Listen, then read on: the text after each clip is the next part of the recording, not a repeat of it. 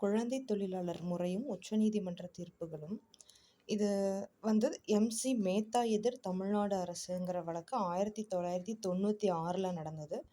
குழந்தை தொழிலாளர் குறித்து 1996ல் உச்சநீதிமன்றம் வழங்கிய ஒரு முக்கிய தீர்ப்பு. இது எப்போ நடந்ததுன்னு பார்த்தீங்கன்னா, 96 டிசம்பர் 10ல் நடந்துச்சு.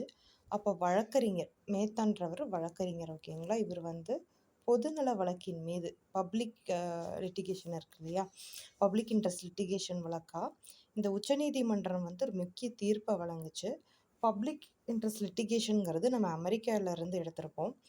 இது என்ன தீர்ப்பு அப்படின்னு பார்த்தீங்கன்னா, குழந்தைகளை தொழிலாளராக பணியில் அமர்த்துகிற ஒவ்வொருவரும் அந்த குழந்தையோட பேரில் 20,000 ரூபாய் வந்து இழப்பீட்டுத் தொகையை டெபாசிட் பண்ணணும்னு, அதே போல் அரசு வந்து 5,000 ரூபாயை டெபாசிட் பண்ணணும்னு சொல்லுச்சு. இதுதான் அந்த தீர்ப்பு.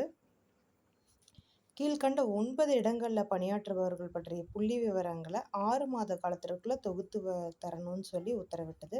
எந்தெந்த இடம்னு பார்த்தீங்கன்னா, தமிழ்நாடு சிவகாசியில் இருக்கக்கூடிய பட்டாசு தொழிற்சாலை, குஜராத் சூரத்தில் இருக்கக்கூடிய வைரம் பட்டை தீட்டும் தொழிற்சாலை, ராஜஸ்தான் ஃபெரோசாபாத்தில் இருக்கக்கூடிய கண்ணாடி தொழிற்சாலை, உத்தரப்பிரதேசம் மொராதாபாத் பித்தளை தொழிற்சாலை, உத்தரப்பிரதேசத்திலேயே மிர்சாப்பூரில் கம்பளி தொழிற்சாலை, பதோஹியில் கம்பளி தொழிற்சாலை, அலிகாரில் பூட்டு தொழிற்சாலை, ஆந்திரா மர்காப்பூரில் ஸ்லேட்டு தொழிற்சாலை, மத்திய பிரதேசம் மாண்டசார் ஸ்லேட்டு தொழிற்சாலை.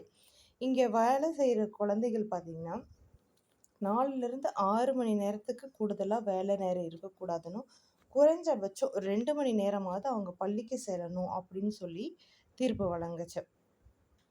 அடுத்ததாக பச்பன் பச்சாவோ பந்தோலன் எதிர் இந்திய அரசு வழக்கு 2011.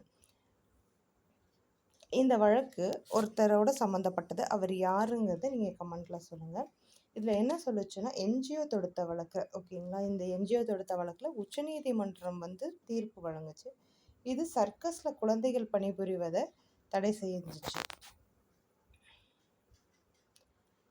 அதோட விளைவுகள் அப்படிங்கிறது ஸ்டோரி மாதிரி கொடுத்துருப்பாங்க. ஸோ நம்ம வந்து இப்போ என்ன பார்க்கலான்னா, குழந்தை தொழிலாளர் முறையை தடுப்பதில் இருக்க சவால்கள் என்னன்னு சொல்லிட்டு, குழந்தைக்கு வயது வரையறைன்னு பார்த்தீங்கன்னா, இந்திய மக்கள் தொகை கணக்கெடுப்பு யாரை குழந்தைகள்னு சொல்லுதுன்னா, 16 வயது வரை உட்பட்டவங்களை குழந்தைகளாக சொல்லுது.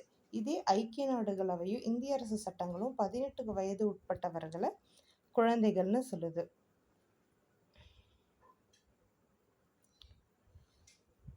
இப்போது சைல்டு அப்யூஸ் அப்படிங்கிறத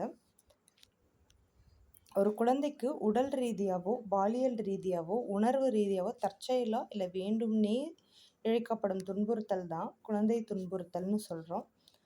அடுத்தது தேசிய குற்ற ஆவண காப்பகம், ஓகேங்களா. நேஷ்னல் கிரைம் ரெக்கார்ட்ஸ் பியூரோ அறிக்கை 2022 படி பார்த்திங்கன்னா, குழந்தைகளுக்கு எதிரான குற்றங்கள் 8.7% அதிகரிச்சிருக்கிறதா சொல்கிறாங்க 2021 ஒப்பிடும்போது.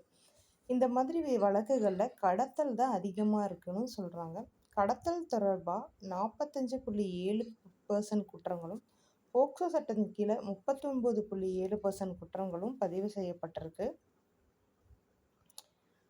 குழந்தை துன்புறுத்தல்களோட வகைகள்னு பார்த்துக்கிட்டிங்கன்னா, உணர்வு ரீதியாக, பாலியல் ரீதியாக, உடல் ரீதியாக துன்புறுத்தப்படுறாங்க. இதுதான் 3 வகைகள்.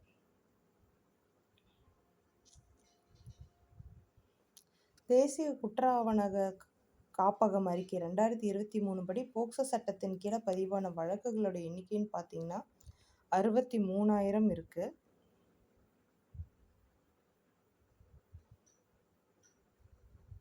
ஓகே, இதனால் வர விளைவுகள் என்னென்னா, கல்வி பாதிப்பு, போதைக்கு அடிமையாதல், குற்ற செயல்களில் ஈடுபடுவாங்க, தனிமையை விரும்புவாங்க, குழந்தை தொழிலாளர்கள் அதிகரிக்கும், உறவு பாதிக்கும், தன்னம்பிக்கை இழப்பு.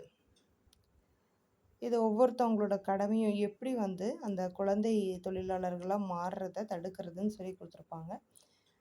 மற்றது வந்துட்டு நாளைக்கு பார்க்கலாம். தேங்க்யூ.